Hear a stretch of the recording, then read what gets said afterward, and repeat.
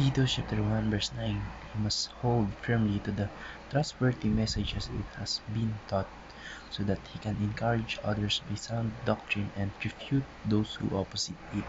Magandang araw at aking po natin ngayong araw sa ating daily devotion ay ang doctrine. At ang una pong katuruan na natutuhan ko ngayong araw kay Pastor Russell Ocampo ay doctrine is unavoidable.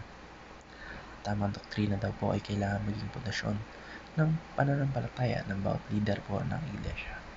Sinabi niya po na ang isang tagapangasiwa o elder ng simbahan ay dapat nanananangan sa tapat ng salita na ayon po sa turo ng ating Panginoon Diyos upang magawa po niyang ituro yung tamang aral at ituwid po yung mga lumalaban sa katotohanan o yung mga bulaang propeta. Pinapakita po dito na ang doktrina ay hindi optional o isang bagay na maaaring baliwalain.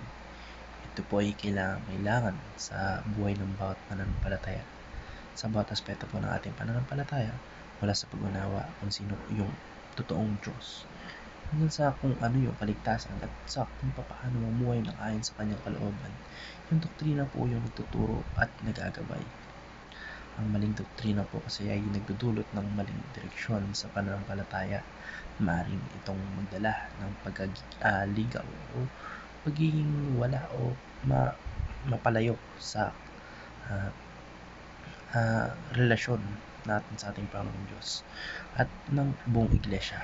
Dahil dito, walang mananampalataya na makakaiwas sa impluensya ng doktrina, baging ito man ay tama o mali. Kaya mahalagang tiyakin na ang doktrina ng ating pinaniniwalaan ay ayon po sa salita ng ating Panginoong Diyos, sapagkat ang magtatakda po ng ating pananampalataya at pamumuhay ay yung doktrinang ipinapasok sa ating mga mindset o sa ating mga isipan.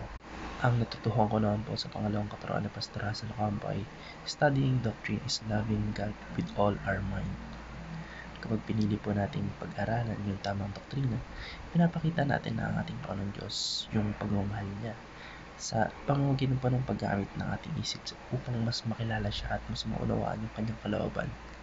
Ang pagmamahal po ng ating Panginoong Diyos o ang pagmamahal natin sa ating Panginoong Diyos ay hindi lang nakikita sa damdamin o emosyon na ipinapakita natin, kundi ito po ay sa pagsusumikap na alamin yung kanyang katotohanan. Yung tamang doktrina po ay naglalaman ng mga pangunahing katotohanan tungkol sa ating Panginoong Diyos, sa mga tao at sa kasalanan, pati na rin sa kaligtasan.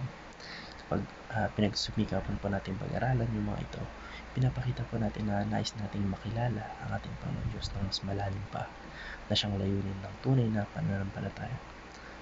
Ang natutuhan ko naman po sa pangatlong katuruan ni Pastor Russell Ocampo ay right doctrine leads to right living. Ang tamang doktrina raw po ay hindi lamang para maituro, kundi upang maituwid din yung mga sumasalungat sa katotohanan. Yung tunay po na pananampalataya ay palaging nagbubunga ng tamang pamumuhay.